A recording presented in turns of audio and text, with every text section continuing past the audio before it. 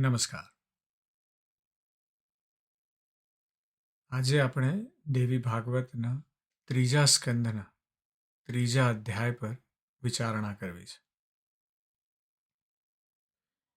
ત્રીજા સ્કંદની શરૂઆત થઈ જ્યારે જન્મેજય પ્રશ્ન કર્યો છે વ્યાસજીને કે આ બ્રહ્માંડ શું છે, એની ઉત્પત્તિ કેવી રીતે થઈ.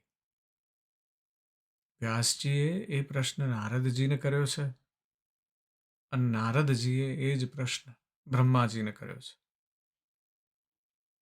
અને બ્રહ્માજી એ નારદજીને સમજાવી રહ્યા છે કે આ બધું દેવીની શક્તિના લીધે છે. અને એ દેવીની મહત્તાની વાત આપણે ગયા અધ્યાયમાં સાંભળી.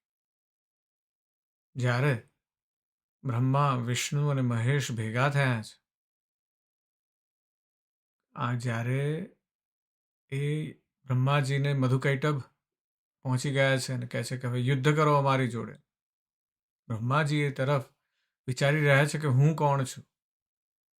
કમળની નાળમાં છેક 1000 વર્ષ સુધી ગયા છે. પછી 1000 વર્ષ સુધી તપ કર્યું છે. અને ત્યારે બ્રહ્માજીએ સાંભળ્યું છે કે તપ કરો. અને પછી કીધું છે કે સર્ગ કરો, સર્જન કરો. બ્રહ્માજી કન્ફ્યુઝ છે, ગૂંચાયા છે કે અહીંયા તો પાણી જ છે, સ્વર્ગ પૃથ્વી કશું છે નહીં, તો કેવી રીતે સર્જન કરું, કોનું સર્જન કરું, કેમ સર્જન કરું. અને ત્યાં મધુકૈટભ આવ્યા છે એટલે બ્રહ્માજી ભાગ્યા છે અને જોયું તો વિષ્ણુ જોયા. પણ વિષ્ણુ ભગવાન સૂતા છે. એટલે બ્રહ્માજીએ એવી શક્તિની આરાધના કરી અને શક્તિ વિષ્ણુ ભગવાનની અંદરથી બહાર નીકળી અને વિષ્ણુ ભગવાન જાગ્યા છે. અને વિષ્ણુ ભગવાને મધુકૈટભ સાથે જે યુદ્ધ કર્યું તે આપણે પહેલા સ્કંધમાં સાંભળ્યું. અને પછી 5000 વર્ષ સુધી યુદ્ધ થયું છે. અને ત્યારબાદ જ્યારે યુદ્ધ પૂરું થયું છે ત્યારે ભગવાન વિષ્ણુ અને બ્રહ્માજી ઊભા છે. અને ત્યારે શિવજી પણ આવે છે અને ત્રણેય વાત કરી રહ્યા છે, હર, હરિ અને બ્રહ્મા, કે આ કોણ છે, આ દેવી કોણ છે, આ શક્તિ કોણ છે. અને ત્યાં જ એક વિમાન આવે છે અને વિમાનમાં ત્રણેય જણા આરૂઢ થાય છે. અને આજે વિમાન એમને ક્યાં લઈ જવાનું છે તેની વાત કરવી છે. એટલે દેવી ભાગવતના ત્રીજા સ્કંધમાં આપણે બ્રહ્મા, વિષ્ણુ અને શિવજી જે દેવત્વની આપણે એમને ત્રિમૂર્તિ કહીએ છીએ, એ કેમ માતા જગદંબા પર આધાર રાખે છે તેની વાત સમજવી છે. એ પરમ શક્તિની વાત સમજવી છે. અને ત્રિમૂર્તિઓને આ કાર્યો જે છે એમના, કે જીવન, પાલન અને સંહાર, એ ત્રણેય કાર્યો છે, એના માટે આવશ્યક શક્તિ જે છે ક્યાંથી પ્રદાન થાય છે. અને બ્રહ્માંડની શરૂઆતથી લઈને તેના નાશ સુધી આ બધું જ એ દૈવી શક્તિ પર કેમ અવલંબે છે તેની વાત કરવી છે. એટલે બ્રહ્માજી નારદજી પાસે બેઠા છે અને બ્રહ્માજી કહે છે નારદજીને, તેમનો વેગી વિમાન જે સ્થાનાંતરમાં આવ્યો ત્યાં પ્રલયનું જળ નહીં દેખી અમે ત્યાં જ આશ્ચર્ય પામ્યા. ફળોથી ફલિત રમ્ય તરુવરો કોકિલોના ગાનથી ગરજતા હતા. ભૂમિ, પર્વત, વન, ઉપવન એ સઘળા મનોહર હતા. નારી, પુરુષ, પશુ, નદી, વાવ, કૂવા, તળાવ, સરોવરો અને ઝરણાઓથી રમણીયાળો એ પ્રદેશ હતો. બ્રહ્માજી, વિષ્ણુજી અને શિવજી બેસી ગયા છે વિમાનમાં અને વિમાન ચાલ્યું છે અને એક એવા પ્રદેશમાં લઈ ગયું છે કે આટલો રમણીય છે.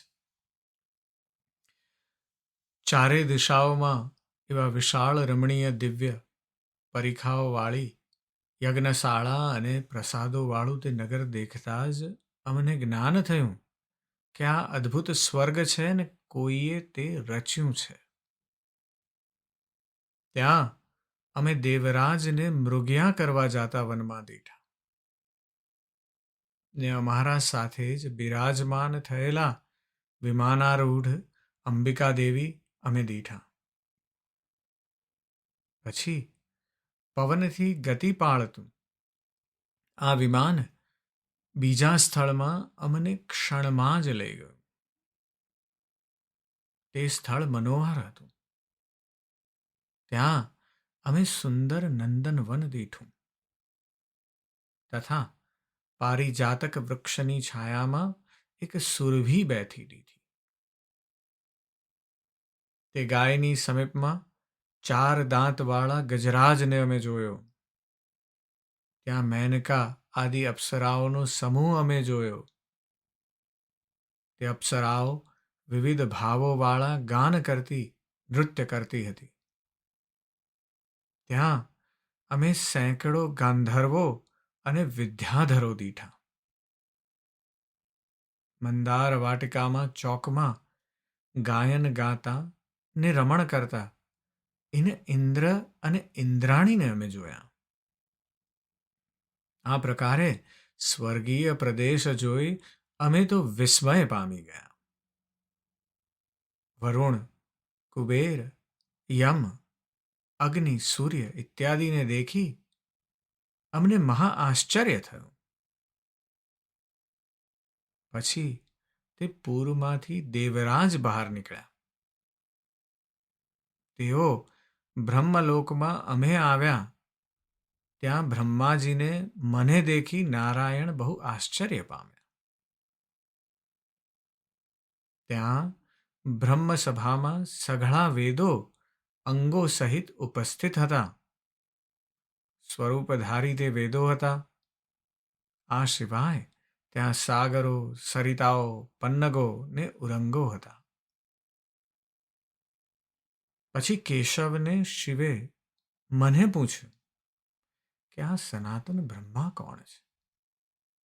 ત્યારે મેં હરિને કેશવને કહ્યું કે હું એને ઓળખતો નથી. હે ઈશ્વરો, હું કોણ છું અને આ કોણ છે? એ જ મને હમણાં ભ્રમ થયો છે. આથી હું જાણતો નથી.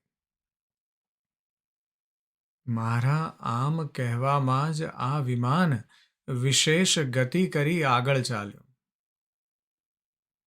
તે યક્ષગણોથી શોભાયમાન મનોહર કૈલાસ પર્વત પર આવ્યું. ત્યાં મનોહર મંદાર વાટિકા હતી ને કોકિલો કુહુ કુહુ કરતી હતી. વીણા, ભેરી ને મૃદંગોના નાદથી સર્વત્ર કલ્યાણી શક્તિ ત્યાં પ્રસરી રહી હતી. જ્યારે ત્યાં વિમાન પહોંચ્યું ત્યારે તે સ્થાનમાંથી વૃષ પર બિરાજમાન ભગવાન ત્રિલોચન દેવ બહાર નીકળ્યા ને જેમને પંચવદન હતા. 10 ભુજાઓ હતી. મસ્તકમાં અર્ધો ચંદ્રમા ચળકતો હતો. વ્યાઘાંબર ધારણ કર્યું હતું. ગજ ચર્મનું ઉત્તરીય ધાર્યું હતું અને બાજુ પર ગણેશ અને કાર્તિકેય શિવ સહિત 2 પુત્રો વિરાજતા હતા. અને નંદી આદિ શિવગણો પણ ત્યાં શોભતા હતા. તે ગણોજય શબ્દનો મંગળ ઉચ્ચાર કરતા કરતા શિવજીના પાછળ ચાલતા હતા. હે નારદ, ત્યાં બીજા શંકરને દેખીને હું, હરિ અને હર બહુ વિસ્મય પામ્યા. માતૃકાઓ સહિત શંકરને દેખી અમે આશ્ચર્યવ્રત થયા. પછી ક્ષણ માત્રમાં પર્વતના શિખર પાસેથી અમારું વિમાન ચાલ્યું. પછી તે વિમાન વૈકુંઠમાં રમા રમણના મંદિરમાં આવ્યું. હે નારદ, અમે ત્યાં અલૌકિક સમૃદ્ધિ દીઠી અને વિષ્ણુ પણ વૈકુંઠને દેખી વિસ્મય પામ્યા. જ્યારે મંદિરથી આગળ વિમાન ચાલ્યું ત્યારે કમળ સમાન નેત્રવાળા, અળશીના પુષ્પ સમાન કાંતિવાળા, પીળા વસ્ત્રોવાળા, 4 ભુજાવાળા, ગરુડારૂઢ, દિવ્ય અલંકારવાળા, લક્ષ્મીથી સુંદરો ચામરો વડે ઢોળાતા ને સનાતન વિષ્ણુ હરિ ભગવાનને દેખીને અમે ત્રણેય પરસ્પર વિસ્મય પામ્યા અને પરસ્પર એકબીજાના સામું જોઈ વિમાનમાં બેસી રહ્યા. બહુ જ અદ્ભુત વાત થઈ છે કે દેવીએ વિમાન મોકલ્યું છે. બ્રહ્મા, વિષ્ણુ અને મહેશ એમાં બેસી ગયા છે અને પહેલા એ સ્વર્ગ પહોંચ્યું, ઇન્દ્રદેવને જોયા એટલે એ લોકો વિસ્મય પામ્યા છે કે અહીંયા તો હમણાં કશું જ નહીં, ખાલી પાણી પાણી ને પાણી જ હતું અને આ ક્યાંથી આવ્યું. અને ત્યાં તો વિમાન એમને બ્રહ્મલોક લઈ ગયું છે અને ત્યાં એમણે બ્રહ્માજીને જોયા, બધા વેદોને જોયા અને ત્યાંથી હજી તો વિસ્મય પામ્યા છે અને વિચારી રહ્યા છે. બ્રહ્માજી ખુદ જ વિચારી રહ્યા છે કે હું કોણ છું અને આ કોણ છે. જો હું બ્રહ્મા છું તો આ કોણ છે. ત્યાં તો વિમાન કૈલાસ પર પહોંચી ગયું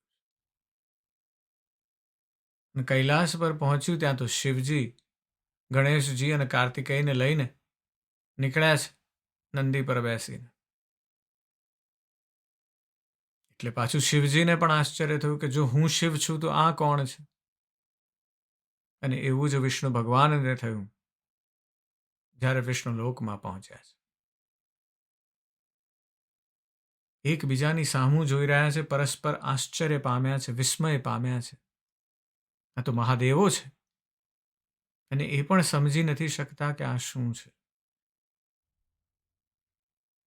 આપણે વાત કરી કે વ્યાસજીનો જે આ પ્રયત્ન છે ભાગવત પુરાણ, દેવી ભાગવત ને બીજા બધા પુરાણો દ્વારા, એ પ્રયત્ન એ છે કે કેમ કરીને સામાન્ય મનુષ્યને સમજાવવું એ સમયનું ફિઝિક્સ. આજે પણ આપણે એ ભૌતિક શાસ્ત્ર સમજી નથી શકતા, એટલું અકળ છે. એટલે બધા જર્નલ પેપર્સ લખે છે સાયન્ટિસ્ટ, રિસર્ચ પેપર, જે મોટા ભાગની પ્રજા વાંચી શકતી નથી, સમજી શકતી નથી. જર્નલિસ્ટ જે છે એ પણ સમજાવી શકતા નથી, કારણ કે ગૂઢ છે આ વિજ્ઞાન અને એટલું બધું અઘરું પણ છે. અને એ સમયે વ્યાસજી આપણા પૌરાણિક સમયનું જે સાયન્સ જે છે, વિજ્ઞાન છે, એને સામાન્ય જનને કેવી રીતે સમજી શકે એના માટેનો પ્રયત્ન કરી રહ્યા છે. આપણે ગયા અધ્યાયમાં વાત કરી બિગ બેંગની, કે એક ક્ષણમાં દિવ્ય પ્રકાશ ઉત્પન્ન થયો. કેવી રીતે બ્રહ્માંડની ઉત્પત્તિ થઈ કોઈ સમજી નથી શક્યું. એકદમ જ એક પ્રકાશ થયો અને પ્રકાશમાંથી બ્રહ્માજીનો જન્મ થયો છે. બ્રહ્માજી બેઠા છે, બ્રહ્માજી વિચારી રહ્યા છે કે હું કોણ છું. અને બ્રહ્માજી પોતે પ્રયત્ન કર્યો છે 1000 વર્ષ સુધી, પણ સમજી શક્યા નથી કે ખુદ કોણ છે. આ તરફ જ્યારે બ્રહ્માજી વિષ્ણુજીને જોવે છે ત્યારે એમને થાય છે કે બસ આ જ પુરુષ છે, આ વિરાટ પુરુષ છે અને આ જ સૃષ્ટિનો સર્જનહાર છે. પણ જ્યારે વિષ્ણુજી અને બ્રહ્માજી બે આ દેવી શક્તિને જોવે છે અને શિવજી પણ પધાર્યા છે, એટલે હવે કોઈને ખબર નથી કે પણ ચારે બાજુ તો પાણી પાણી છે. અને આ વિમાનમાં બેસીને ગયા એટલે બિગ બેંગની જે વાત છે આવી છે, સડન ઇન્ફ્લેક્શન પોઈન્ટ એવું કહે છે ફિઝિક્સની ભાષા, કે એકદમ જ વિસ્તરી ગયું બ્રહ્માંડ. એટલું બધું વિસ્તરી ગયું કે જોજનો સુધી વિસ્તરી ગયું, અકલ્પ્ય આકાર લઈ લીધો. પણ શૂન્યમાંથી સર્જન થયું. અને શૂન્યમાંથી સર્જન કેવી રીતે થયું એ સમજવું આપણા માટે ખૂબ અઘરું છે. પણ એની વાત આપણે ગયા અધ્યાયમાં કરી. આજના અધ્યાયમાં વ્યાસજી આપણને બીજા એક ફિઝિક્સની વાત કરી રહ્યા છે, જે આજે પણ ચર્ચિત છે ફિઝિક્સના વર્લ્ડમાં. એ જે આઈડિયા છે એનું નામ છે મલ્ટીવર્સ. એટલે કે એક બ્રહ્માંડ નથી, અનેક બ્રહ્માંડ. આપણે માત્ર એક બ્રહ્માંડના એક નાનકડા ભાગ છીએ. હજી સુધી તો આપણે બીજી કોઈ એવી એલિયન સિવિલાઇઝેશનને શોધી પણ શક્યા નથી. પણ અહીંયા તો વાત એવી થઈ રહી છે કે આવું એક જ નથી, આવા તો બીજા અનેક બ્રહ્માંડો છે. અને એની વાત છે, મલ્ટીવર્સની વાત છે. સમજવું રહ્યું આપણે. પણ એ મલ્ટીવર્સ આપણને કેવી રીતે સમજાવવું? કારણ કે સામાન્ય જન માટે અહીંયા તો એ વખતે એ સમજવું અઘરું છે કે અહીંયા પેલા તારા દેખાય છે તો એવું થયું છે કે અહીંયા કંઈક પૃથ્વીમાં કોઈ કાણા પાડ્યા છે ને એટલે ત્યાં કાણા પાડ્યા છે, એમાંથી પ્રકાશ આવે છે. લોકો હજી ગ્રહણ પણ સમજી શક્યા નથી. સામાન્ય મનુષ્ય હજી આ આપણી પૃથ્વી ક્યાં છે એ સમજી શક્યા નથી. આપણે 15મી સદી સુધી તો એવું માનતા રહ્યા કે પૃથ્વી જ સેન્ટર છે જગતનું. અને પછી ગેલિલિયોએ આવીને કીધું કે ના, એવું નથી, સૂર્ય સેન્ટર છે અને પૃથ્વી તો એની આસપાસ ફરતો એક ગોળો છે. તો ચર્ચે, ક્રિશ્ચિયન ચર્ચે અને મૃત્યુદાન આપી દીધું, મારી નાખ્યો સાયન્સને. પણ એમ સાયન્સ જતું નથી, કારણ કે જોઈ શકો છો.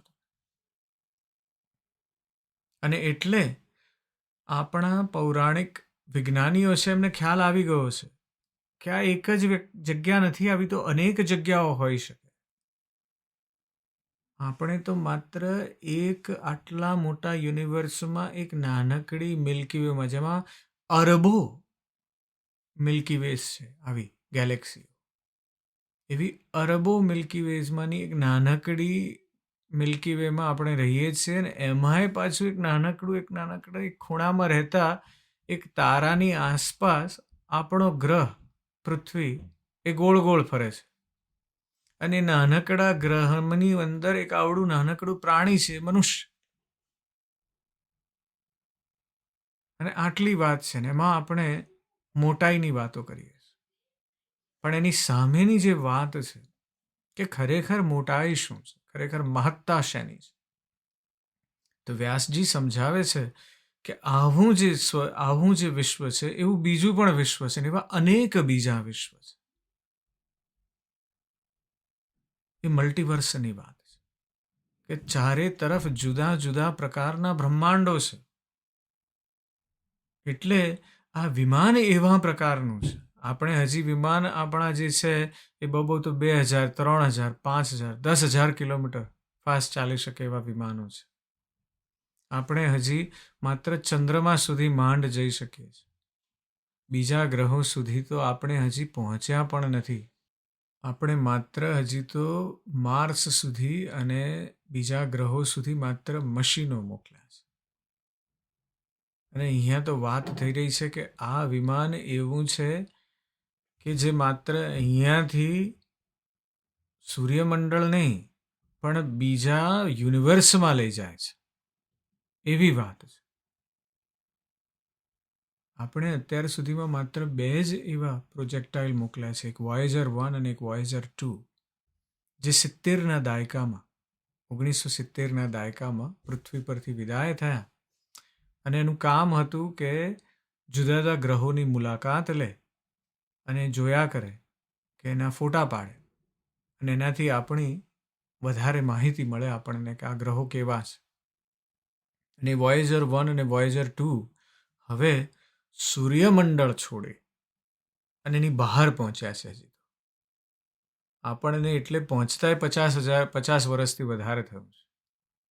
અને આ તો વિમાન જ એવું છે કે એક ક્ષણમાં બીજા યુનિવર્સમાં લઈ ગયું, અને બીજા યુનિવર્સમાં લઈ જઈ અને એણે બીજી તરફ દેખાડ્યું છે ભગવાનને, બ્રહ્મા, વિષ્ણુ અને મહેશને, કે આવા તો ઘણાય વિશ્વ છે.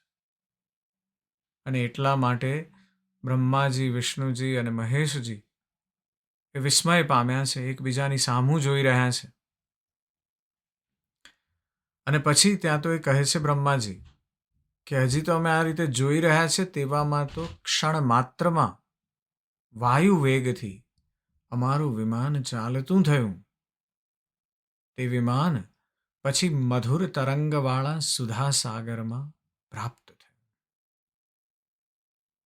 જે મહાસાગર સુધા સાગર, જળચરોવાળો, ચલાયમાન, તરંગોથી વ્યાપ્ત, મંદારના અને પારિજાતના વૃક્ષોવાળા દ્વીપોથી શોભાયમાન, અનેક આસ્તરણોવાળો, ચિત્ર વિચિત્ર પદાર્થોવાળો, મોતીમાળા તથા અનેક વસ્તુઓથી વિરાજમાન, અશોક, બકુલ વૃક્ષ, કરુબકાદિરી ભરપૂર, ચારે દિશાઓમાં કેતકી અને ચંપાના વૃક્ષોવાળો, કોકિલાઓના શબ્દોથી ગરજતો તથા નાના પ્રકારના ગંધોથી ભભકતો, ભમરાઓના ઝણઝણકારથી રજિત અને પરમ અદ્ભુત હતો. તે દ્વીપમાં શિવકાર પરમ મનોહર એક પલંગ હતો, જેને રત્નોથી જડિત હતો તથા નાના પ્રકારના રત્નોથી વિરાજિત હતો. આ દ્વીપને અમે વિમાનમાં બેઠા બેઠા દૂરથી દીઠો. તે પલંગ અનેક પ્રકારના બિછાનાઓથી શોભિત તથા ઇન્દ્રધનુષવાળો હતો. તે પલંગ પર કોઈ શ્રેષ્ઠ સુંદરી બેઠી હતી. તે સ્ત્રીએ રક્તમાળાને દિવ્ય વસ્ત્રો ધારણ કરેલા હતા. લાલ ગંધનું જેણે અનુલેપન કર્યું હતું. તેના નેત્રો લાલ હતા. કોટી વિદ્યુત સરખી તે પ્રભાવવાળી હતી. સુંદર મુખવાળી, લાલ દંતની પંક્તિથી શોભતી, કરોડો લક્ષ્મીઓના કરતા અધિક કાંતિવાળી, સૂર્યના બિંબ સમાન, અખિલા, તેજસ્વની, વરપાશ અંકુશ ને અભિષ્ઠને ધારણ કર્યા છે એવી તે શ્રી ભુવનેશ્વરી મંદ હાસ્ય કરતી હતી. કોઈ વેળા નહીં દેખેલી એવીને એ દેવીને અમે તે દ્વીપમાં દર્શન કર્યા. હિમકાર જપતા જપતા પક્ષીઓના વૃંદવાળી, અરુણા, કરુણામૂર્તિ કુમારી, નવયૌવના, સકળ શૃંગારના શણગારવાળી, મંદહાસ્યવાળી, મુખ કમળવાળી, નીકળતા પૃષ્ટિવાળા સ્તન યુગલથી કમલ, કળીઓના વિજય કરનારી, નાના પ્રકારની મણિઓથી ને અલંકારોથી શોભતી, કંટકના બાજુબંધ કેયુરને મુગટથી દીપતી, ચળકતા શ્રી ચક્રાકાર તાટંક રત્ન કુંડળથી શોભતા મુખ કમલવાળી, હૃદયમાં લેખાની સમાન જાગતી, સાક્ષાત પ્રાણ શક્તિ અર્થાત હૃદય મંદિરમાં નિવાસ કરનારી અને ભુવનેશ્વરી બ્રહ્માંડની અધીશ્વરી એ નામના જપમાં પરાયણ સખીઓના સમુદાયથી નિરંતર સ્તુતિઓવાળી, ભુવનેશી, મહેશ્વરી, રિલ્લેખા આદિ અમર કન્યાઓથી વીંટાયેલી, અનંગ કુસુમાદિ દેવોથી પરિવેષ્ટિતા તથા ષટકોણના મધ્યમાં યંત્રરાજના ઉપર બેઠેલી એવી દેવીને દેખીને અમે સઘળા વિસ્મય પામી ગયા ને ત્યાં જ ઊભા રહ્યા. આ કન્યા કોણ છે? આનું નામ શું?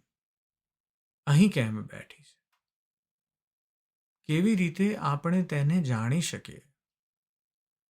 આ સહસ્ત્ર નેત્ર, સહસ્ત્રકર અને સહસ્ત્રમુખી દૂરથી દેખાય છે, એમાં સંદેહ નથી. આ સ્ત્રી, અપ્સરા, ગંધર્વી કે દેવાંગના નથી. બ્રહ્માજી કહે છે કે હે નારદ, આ પ્રકારે સંદેહવાળા અમે ત્યાં બેઠા જોઈ રહ્યા. પછી ભગવાન વિષ્ણુ તે ચારુહાસિનીને દેખીને પોતાના મનમાં નિશ્ચય કરીને તેને અંબા જાણીને વધવા લાગ્યા કે આ ભગવતી દેવી જ આપણા સઘળાનું કારણ છે. આ મહાવિદ્યા, મહામાયા, અવિનાશિની પૂર્ણ પ્રકૃતિ છે. આ જ દેવી અલ્પજ્ઞોને દૃર્ગેય, યોગમજ્ઞ અને દુરાશાય છે. આ જ દેવી પરમાત્માની ઈચ્છારૂપ છે. નિત્ય અનિત્ય સ્વરૂપવાળી છે. આ વિશ્વેશ્વરી શિવા, હે દેવો, અલ્પ ભાગ્યવાળાને આરાધવા યોગ્ય નથી. આ જ વેદ ગર્ભા, વિશાલાક્ષી, સહુની આદિને ઈશ્વરી છે. આ જ દેવી વિશ્વની સઘળી લીલા કરીને યોગક્ષયમાં ક્રીડા કરે છે ને સઘળાના બીજલિંગનો પોતાનામાં લય કરી દે છે. હે બંને દેવતાઓ, આ જ સકળ જીવ વહીં વિરાજમાન છે. જુઓ, અનંત વિભૂતિ તેના સમીપમાં ખડી છે. આ દિવ્ય અલંકારથી શણગારાયેલી અને દિવ્ય ગંધાનું લેપનવાળી દેવીની આ સઘળા પરિચર્યા કરી રહ્યા છે. તો હે બ્રહ્મા, હે શંકર, તમે જુઓ, આના દર્શનથી આપણે સઘળા ધન્ય મહાભાગને કૃતકૃત્ય કરીએ છીએ કે આજે આપણની દ્રષ્ટિપથમાં ભગવતી પડ્યા. પૂર્વે જે તપ કર્યું હતું તેનું આ ફળ છે. નહીં તો આ પ્રકારે દર્શન ક્યાંથી થાય? વિષ્ણુજી ખુદ કહી રહ્યા છે કે તપ કર્યું હોય ત્યારે આ અંબાના દર્શન થાય અને એટલે આજે આપણો ફેરો સફળ થયો. ખુદ વિષ્ણુજી કહી રહ્યા છે કે તપ કર્યું હોય ત્યારે એનું ફળ મળે ને ત્યારે દેવીના દર્શન થાય, નહીં તો આપણને દર્શન થતા નથી. જો એ મહાદેવોને દર્શન થતા નથી તો આપણને ક્યાંથી થશે? અને વિષ્ણુ ભગવાન કહે છે કે જે પુણ્યશીલ તપશ્ચર્યામાં કુશળ હોય તે જ ભગવતીના દર્શન કરી શકે છે. આ મૂળ પ્રકૃતિ સદા પુરુષથી સંગત છે ને આ જ પ્રકૃતિ પરાત્માના નિમિત્ત બ્રહ્માંડ રચીને દેખાડે છે. એ દેવતાઓ, આ અખિલ બ્રહ્માંડની દ્રષ્ટિ છે. આ સર્વેના કારણ રૂપા માયા સર્વેશ્વરી શિવા છે. ક્યાં આપણે, ક્યાં બીજા દેવતાઓ, રમા આદિક બીજી સ્ત્રીઓ પણ આ ભગવતીના લક્ષાંશમાં પણ થઈ શકતી નથી. આ એ જ મહાશક્તિ છે કે જેને મેં પૂર્વે સાગરમાં દીઠી ને જે મને બાલ ભાવમાં ખીલાવી રહી હતી. જે સમયે મજબૂત અને એવો હું એ પર્યકના સમાન તટપટ પર હું શયન કરી રહ્યો હતો અને પગના અંગૂઠાને મુખમાં ઘાલી તેના રસને ચૂસતો હતો. વિષ્ણુ ભગવાનને એમનું બાલરૂપ યાદ આવે છે. પટસ્ય પત્રસ્ય કૂટે શયાનમ બાલમ મુકુંદમ મનસા સ્મરામી ગોવિંદ દામોદર માધવ. અને ગોવિંદ દામોદરની જે વાત છે કે આવી રીતે વટપત્ર પર સૂતા છે અને અંગૂઠાને, પગના અંગૂઠાને મુખમાં લઈને ચૂસી રહ્યા છે અને કહે છે કે ત્યારે આ ભાવમાં આ દેવી મને ખીલાવી રહી હતી. અનેક બાલ ચેષ્ટાઓથી ઓષ્ટ ચાટતો હતો હું, તથા ક્રીડા કરતો હતો. તે કોમળ અંગવાળો હું વટપત્રના બિછાના પર સૂતો હતો. ને તે સમયે મારા બાલ ભાવમાં આ મહાદેવી ગાતી હતી, હિંચકા નાખતી હતી ને મને લાડ લડાવતી. આ વાતની સ્મૃતિ મને અત્યારે દર્શન થતા થઈ આવી છે. આ આપણા સહુની માતા છે ને પહેલા જે અનુભવ થયો છે તે અનુભવ જ્ઞાન અત્યારે પ્રત્યક્ષમાં પ્રાદુર્ભૂત થયું છે. તે હું કહું છું કે હે દેવો, તમે સાંભળો. ભગવાન વિષ્ણુને જ્ઞાત થયું છે કે આ જ એમની માતા છે. આ જ શક્તિ જે છે એ એમને લાડ લડાવી રહી. અદ્ભુત વાત છે. કારણ કે ત્યાંથી એમને ખ્યાલ આવ્યો છે કે હું એક જ વિષ્ણુ છું એવું કશું નથી, હું એક જ બ્રહ્મા છું એવું કશું નથી, હું એક જ શિવ છું એવું કશું નથી. કારણ કે અઢળક એવા શિવ છે, અઢળક એવા બ્રહ્મા છે, અઢળક સ્વર્ગ છે, અઢળક યુનિવર્સ છે, અઢળક બ્રહ્માંડ છે. આ મલ્ટીવર્સની વાત ચાલી રહી છે. ગૂઢમાં પણ ગૂઢ એવું ફિઝિક્સનું જ્ઞાન છે અને વ્યાસજી એને એટલું સરળ રીતે આપી દીધું. આપણી પાસે જ્યાં સુધી દ્રષ્ટિ ના હોય ત્યાં સુધી આપણે દેખી શકવાના નથી. અને આ તો દ્રષ્ટિની વાત છે, મનનની વાત છે, ચિંતનની વાત છે, મર્મની વાત છે. અને એટલે અહીંયા તત્વનું દર્શન થયું છે ત્રણેય મહાદેવોને. આ સમજવાનું છે. ક્યારેક આપણે આ બધા ભાગવતના અધ્યાયો વાંચી લઈએ છીએ, પણ વ્યાસજી આપણને શું કહેવા માગે છે એ આપણે જાણી શકતા નથી.